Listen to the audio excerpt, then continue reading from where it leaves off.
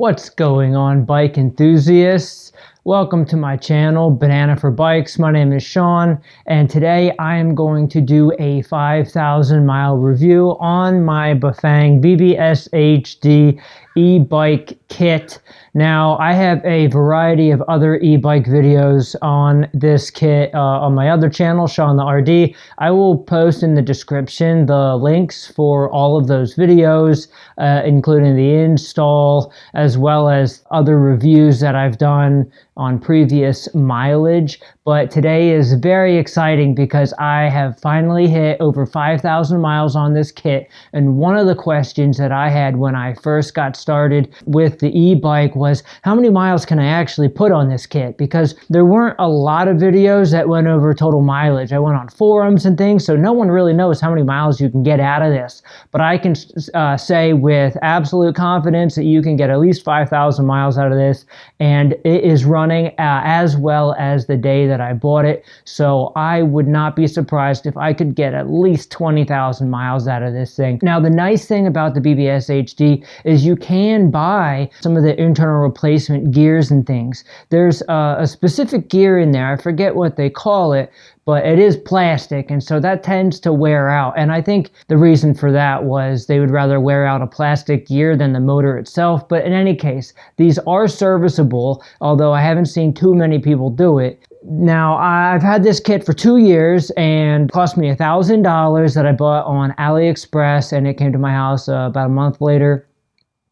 Easy to put on. If I didn't want to reservice it and just get a new motor, I can go ahead, spend $500 and just replace the motor, which is pretty awesome when you think about it. After 5,000 miles and 2 years with this kit, what are some of the things that I would like to share with you guys? So I love e-bikes. I wish I did it sooner. It has made commuting, it has made trips around town, errands, a lot of those day-to-day activities on the bike so much easier. I find that I ride my bike more that I have the kit. Where I would normally take the car, I'll go ahead and grab the bike, quick trips up the store. There's really no reason to be driving a car if you're within 5 to 10 miles of where you need to go. It has saved time. So right now I have a 7.5 mile commute each way, which is 15 miles a day. On a regular bike, non-e-bike, it'll take me, if I'm pushing it, 30 minutes, but around 35 minutes, 40 minutes if I'm going really slow.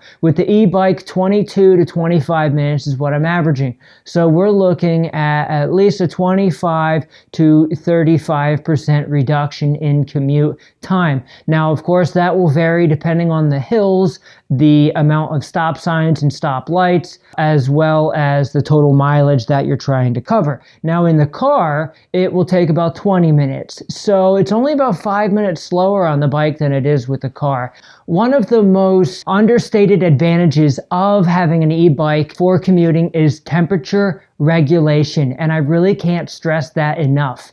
So one of the things that I've experienced in my many years of commuting is if it is cold and you have a lot of winter clothes on, or if it's raining and you have rain gear on, or if it's hot and you are just sweating. So for any reason that you might be sweating, you'll start your ride very comfortable, and within 10 minutes you'll have to either stop and take off layers, which will mean you'll have to bring a pannier to put your layers into, or you're just very uncomfortable and sweaty and gross for your ride. So the great part about this e-bike is that you maintain the same temperature throughout. You don't get too hot. So that is really nice. I am comfortable my entire ride.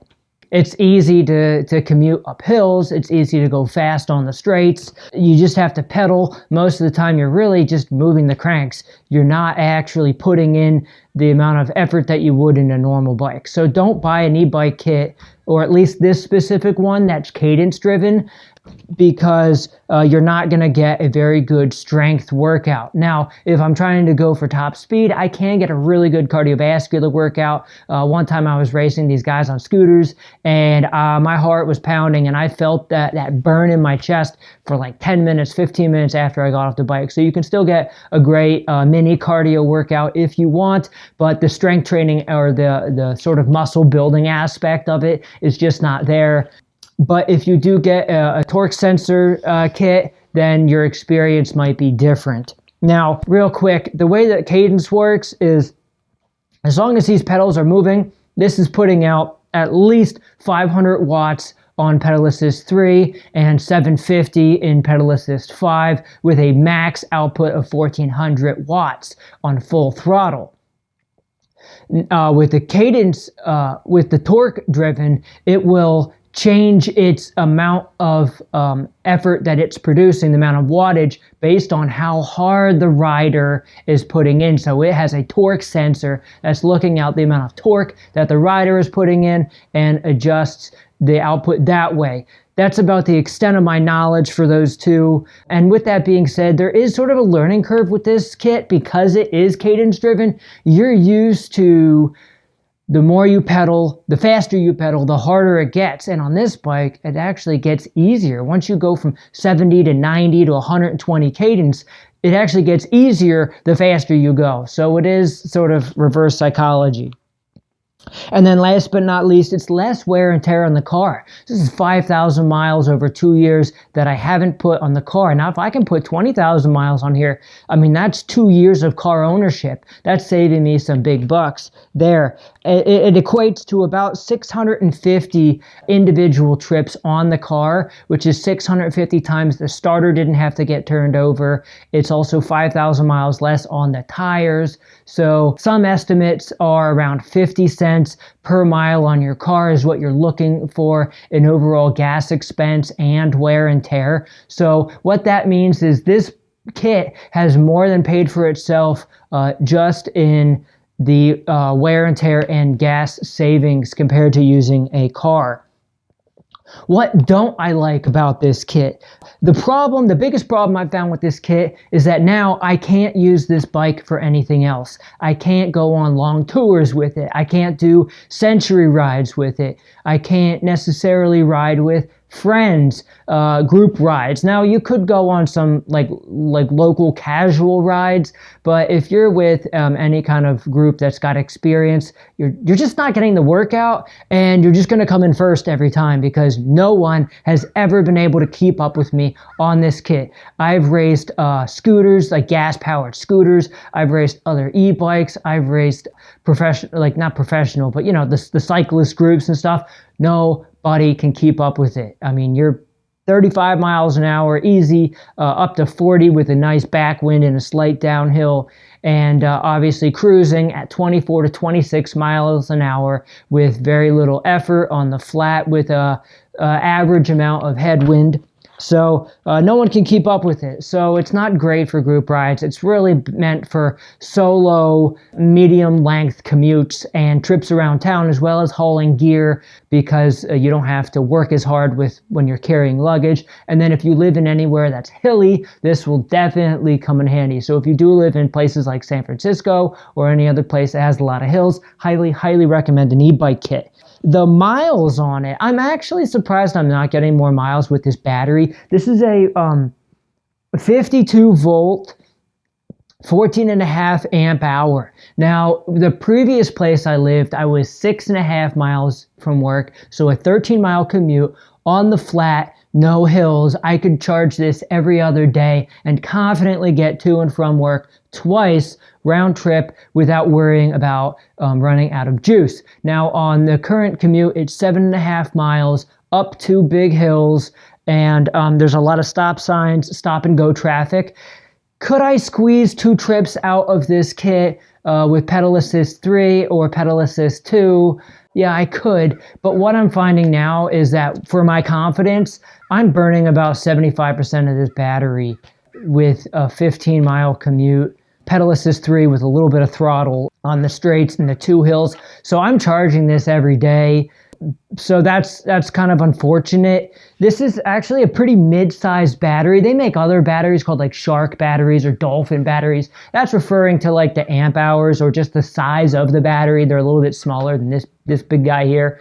They do make bigger batteries in this, although the bigger the battery, the more the cost, the more the weight, the longer it takes to charge. This takes about 6 hours to charge, which is really good. But with that being said, I can go 40 miles on the flats, pedal assist 3 with this kit. but any sort of hills, fast riding, throttle, 25, 30 miles is probably what you're looking at comfortably without worrying about whether you're going to run out. Now, the charger that I have, I'll show you the charger. This came with the kit. It just says D-Power unmarked charger. It just plugs into the battery and into the wall, and it's got a little fan. Now, I dropped this at one point, and there's a little piece of plastic in there. It does sound a little bad when you plug it in. Let's see if we can hear the noise that I'm talking about. So.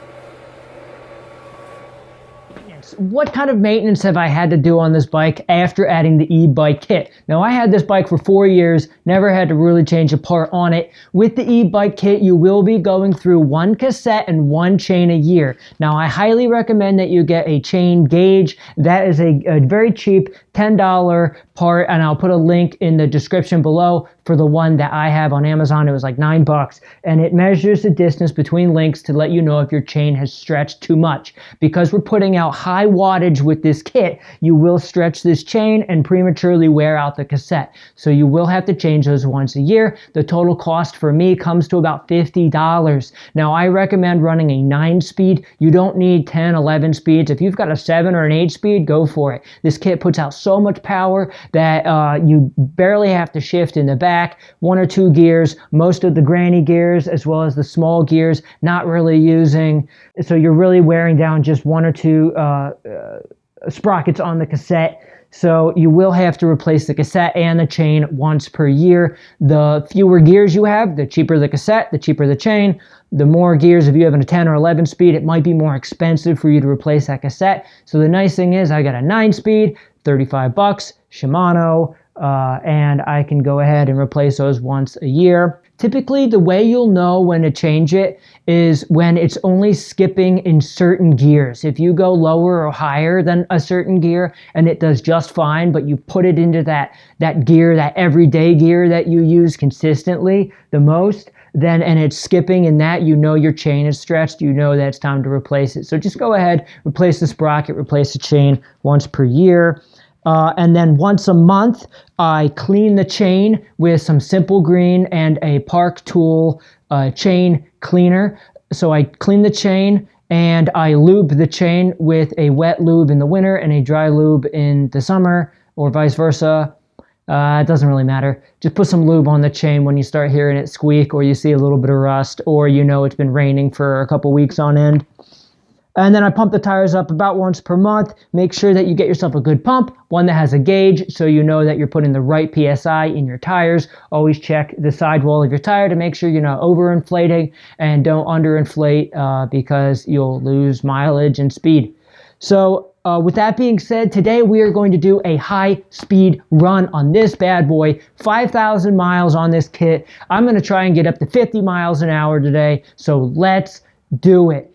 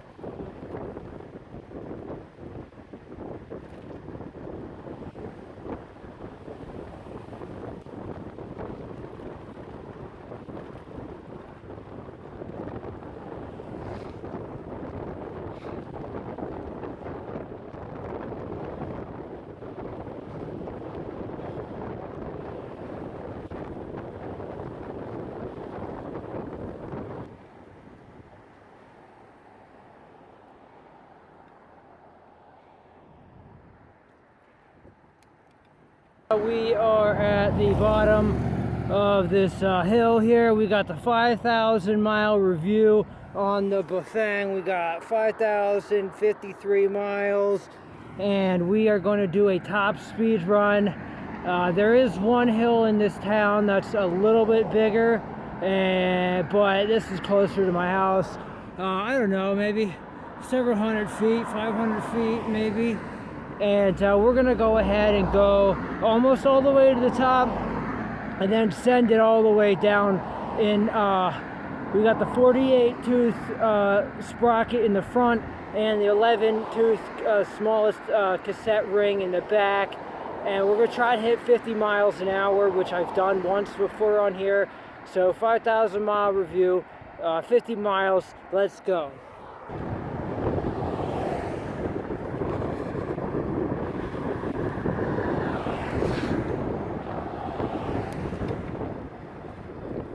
Downshift into a pretty small ring, but you can tell how quiet the motor is, and it's not even struggling. I'm pedaling at about 70 cadence, which is about as low as you want to go. But here we are, 15 miles an hour up this hill,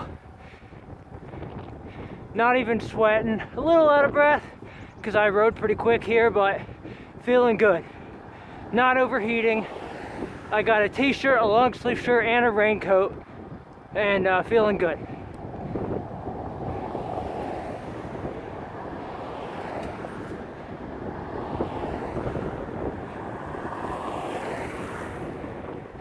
Slowing down a little bit. Man, it gets steep. Kick it up into 5 here. Woo! So easy. So freaking easy. Just like butter, just flies up this thing.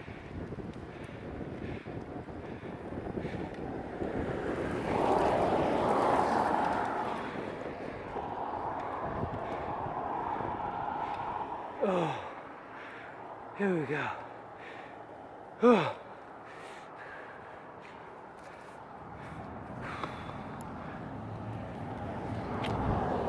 Here we go. Oh.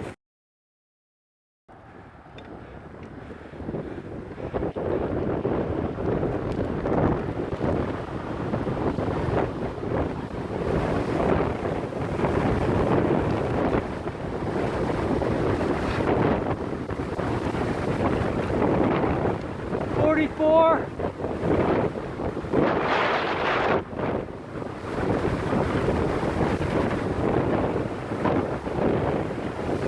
47.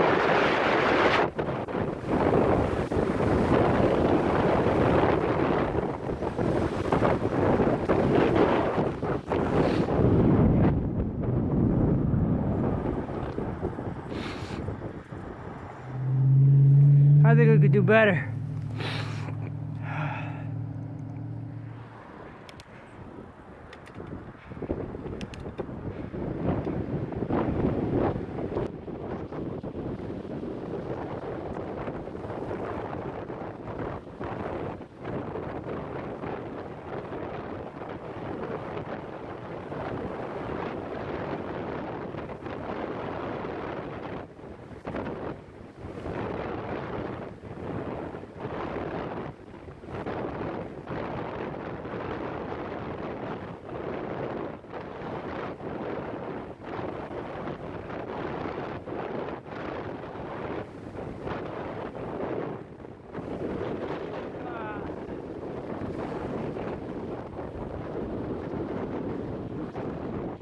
.45, 46 is the fastest we're going on this.